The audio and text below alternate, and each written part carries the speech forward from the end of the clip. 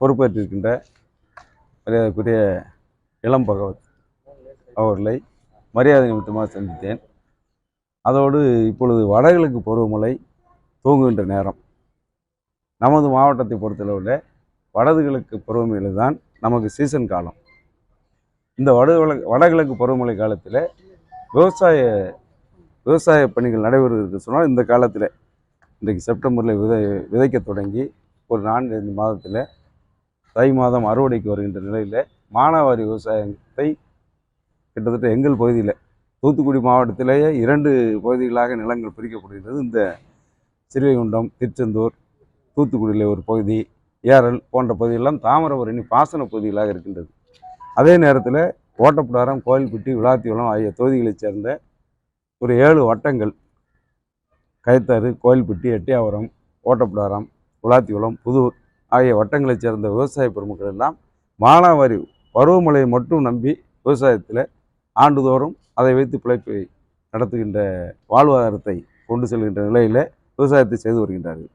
இப்போ சமீப காலங்களில் 2-3 ஆண்டுகளாக ஒரு பெரிய சவாலாக அந்த விவசாயிகளுக்கு என்ன பிரச்சனை இருக்குதுன்னு சொன்னால், காட்டு பன்றிகளின் தொல்லையும் மான்களும் அதிகமான அளவில் அந்த விதைக்கப்பட்ட பிறகு அந்த பயிர்களை சேதப்படுத்துகின்ற நிகழ்வு 2-3 ஆட்களாக தொடர்ந்து அந்த மானாவாரி விவசாயிகள் இருப்பதெல்லாம் நிலத்தில் விதைத்து அதை பக்குவப்படுத்தி வளர்த்த பிறகு அந்த பயிர்கள் நாசமாகின்றன. முற்றிலுமே கிட்டத்தட்ட 80% அதிகமான அளவில் சேதப்படுத்தப்பட்டிருக்கிறது. அதை தடுப்பதற்கு எந்த வழி இல்லாமல் அவர்கள் மிகவும் துன்பத்திற்கு ஆளாகின்றார்கள். இந்த பிரச்சனையை நாங்கள் சட்டமன்றத்தில் நானும் பேசினேன். பல்வேறு கட்சி தலைவர்களும் சட்டமன்றத்தில் உள்ள கட்சி தலைவர்கள், அந்த சட்டமன்றத்தில் உள்ள அந்த கட்சியின் தலைவர்கள் இந்த காட்டுப்பன்றியை வனவிலங்கு பட்டியலிருந்து விலக்க வேண்டும். நமது அருகாமையில் உள்ள மாநிலமான கேரளத்தில் அது வனவிலங்கு பட்டியலில் இல்லை, ஆனால் தமிழகத்தில் வனவிலங்கு பட்டியலில் இருக்கின்றது. இதை இந்த அரசின் கவனத்திற்கு சட்டமன்றத்திலே எடுத்து சொன்னோம்.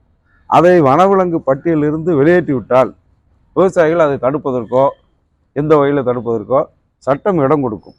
வனவிலங்கு பட்டியலில் இருக்கின்ற நேரத்தில் அதை யாராலும் ஒன்றும் செய்ய முடியாத நிலையில் விவசாயிகள் பெரிதும் பாதிக்கப்படுகின்றார்கள். அதை அரசின் கவனத்திற்கு மாவட்ட நிர்வாகத்தின் மூலமாக எடுத்து செல்ல வேண்டும் என்று சொல்லி மாவட்ட ஆட்சியரிடம் கோரிக்கை வைத்திருக்கின்றேன். அவரும் பரிசீலிப்பதாக சொல்லியிருக்கின்றார்.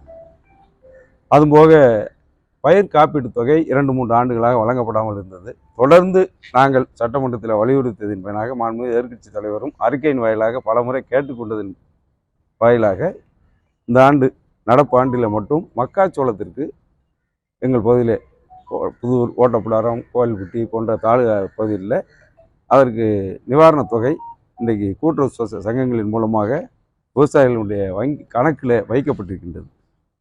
அதில் நம்பிபுரம் என்ற புதூர் ஒன்றியத்துக்கு உட்பட்ட நம்பிபுரம் என்ற கூட்டுறவு சங்கத்திற்கு மட்டும் அந்த தொகை விவசாயிகள் கணக்கில் வரவு வைக்கப்படாமல் இருந்தது. அதையும் இன்றைக்கு மரியாதைக்குரிய ஆட்சித்தலைவருடைய கவனத்திற்கு கொடுத்திருக்கின்றோம். இதுவாக பொதுமக்களின் கோரிக்கையாக ஆட்சித்தலைவருடைய சந்திப்பு இருந்தது என்பதை தெரிவித்து அது உரிய நடவடிக்கை எடுத்து விரைவில் விடுவிப்பதற்கு உண்டான வழியை செய்வேன் என்று சொன்னார்கள்.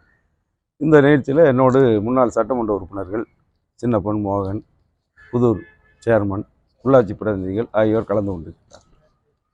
செந்தில் பாலாஜி பதவியேற்ற இதில் வந்து உச்சநீதிமன்றம் தமிழக அமைச்சர்கள் எத்தனை பேர் மீது வந்து வழக்கு இருக்கு அப்படிங்கிற மாதிரி கேள்வி இருக்கு. இது ஆரம்பம்தான்.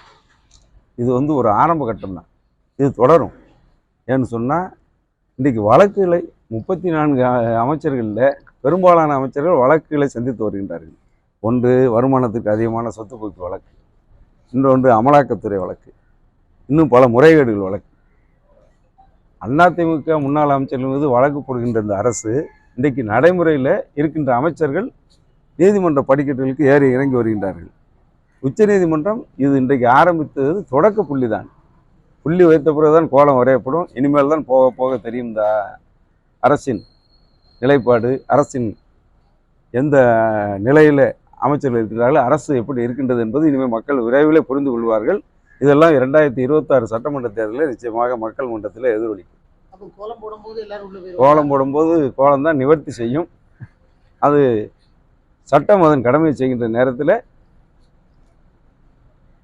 நீங்கள் சொன்னதெல்லாம் நடக்கும். ஆமாம். அதனால தமிழகத்துக்கு ஏதாவது ஒரு நன்மையும் கிடையாது. அவர் துணை முதலமைச்சர் ஏற்கனவே அவர் முதலமைச்சராகத்தான் இருக்கின்றார். நாங்கள் தான் பல பொதுக்கூட்டங்களில் எங்கள் நிகழ்வுகளில் பேசுகின்ற நேரத்தில் தமிழகத்தில் ஒரு முதலமைச்சர் இல்லை, 2, 3 முதலமைச்சர் இருக்கின்றார்கள். மாண்புமிகு முதலமைச்சராக இருக்கின்றார். உதயநிதி ஸ்டாலின் ஏற்கனவே அந்த அதிகாரத்தில் தான் இருக்கின்றார். அமைச்சர்கள் சட்டமன்றத்துக்கு அவர் வந்தாலே எழுந்து நின்று முதலமைச்சருக்கு எழுந்து நிற்பதைப் போல எழுந்து நின்று வரவேற்பு கொடுப்பார்கள். அது மரபை மீறிய செயலாக இருந்தாலும் கூட சட்டப்பேரவைத் தலைவர் உட்பட அமைச்சர்கள் எழுந்து நின்ற நேரத்தில் அவர் ஏற்கனவே முதலமைச்சராக வருகின்றவருக்கு இது பேரளவில் துணை முதலமைச்சர், அவ்வளோதான். இது எதிர்பார்த்த ஒன்று தான்.